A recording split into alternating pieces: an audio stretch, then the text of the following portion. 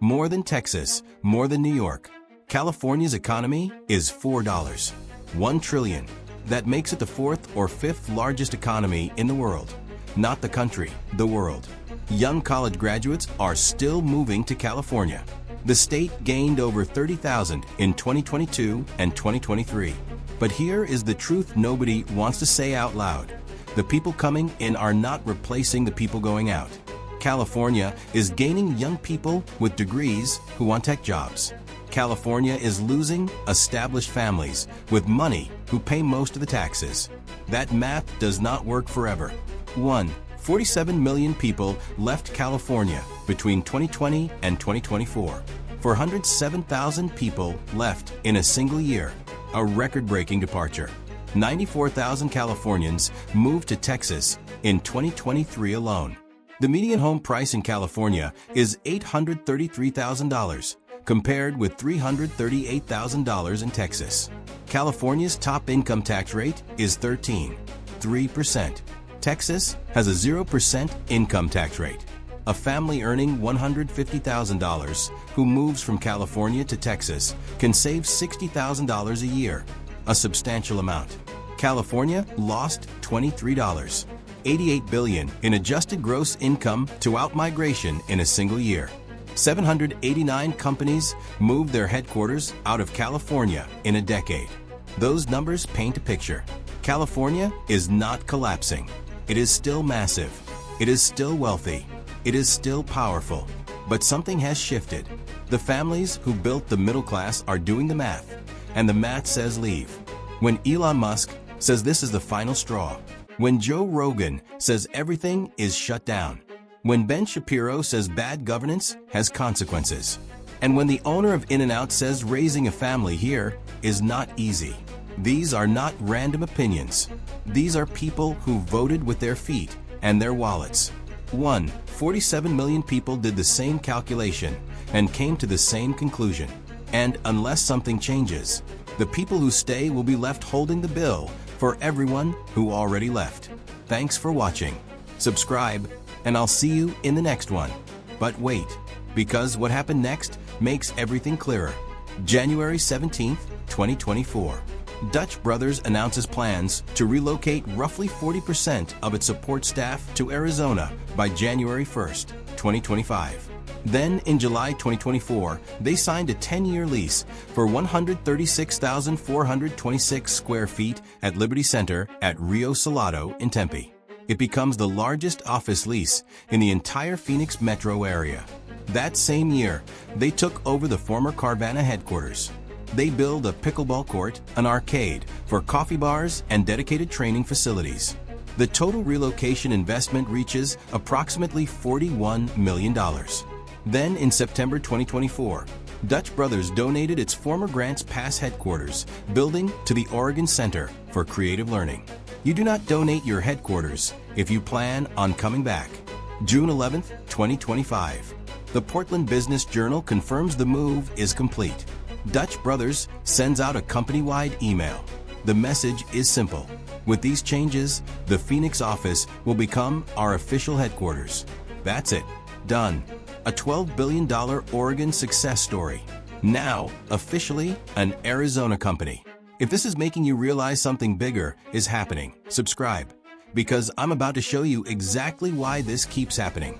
Let's look at the math, because this is where it gets brutal for Oregon. Oregon's corporate income tax rate ranges from 6% to 6%. But that's only the beginning.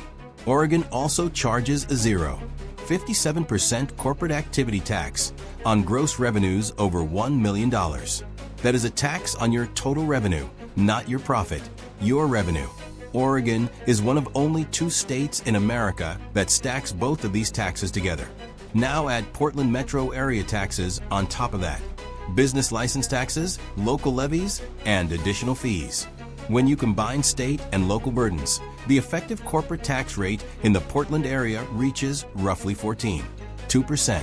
Arizona, a flat 4.9% corporate tax rate. No gross receipts tax. Done. But corporate taxes are only half the story. Oregon's top personal income tax rate reaches 9%.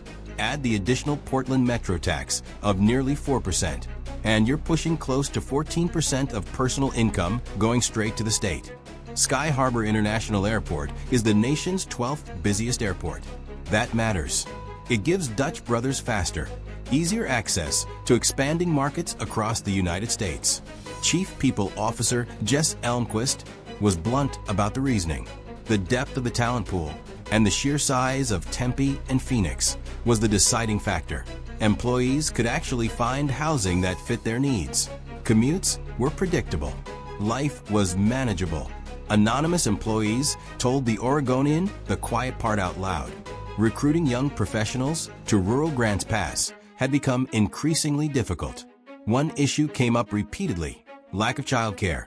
Dutch Brothers already operated 85. Oregon's business tax burden has increased by 33% since 2019, and 68% of Oregon businesses that were recruited by other states eventually left or expanded elsewhere.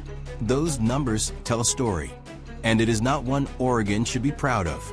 The Dutch Brothers story began with two brothers, a pushcart, and just $12.50. From almost nothing, they built something remarkable.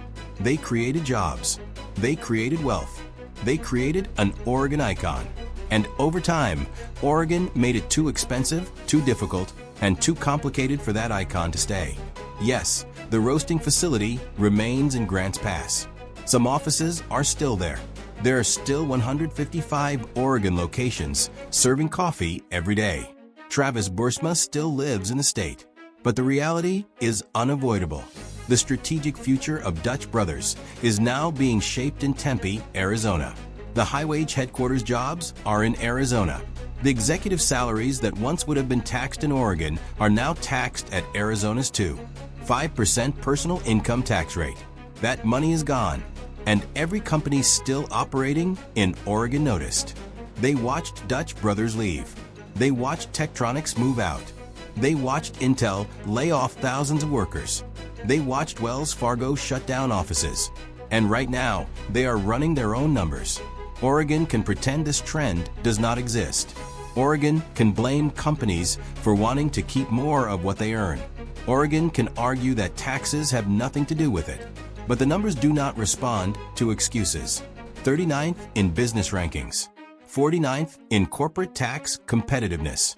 68% of recruited businesses eventually leaving or expanding elsewhere. Companies are not leaving Oregon because Arizona has better weather. They are leaving because Oregon made departure the rational economic decision. Dutch Brothers proved that you can build a $12 billion company starting with $12.50. And they also proved something else. No matter how successful a company becomes, it will not stay if the cost of staying keeps rising.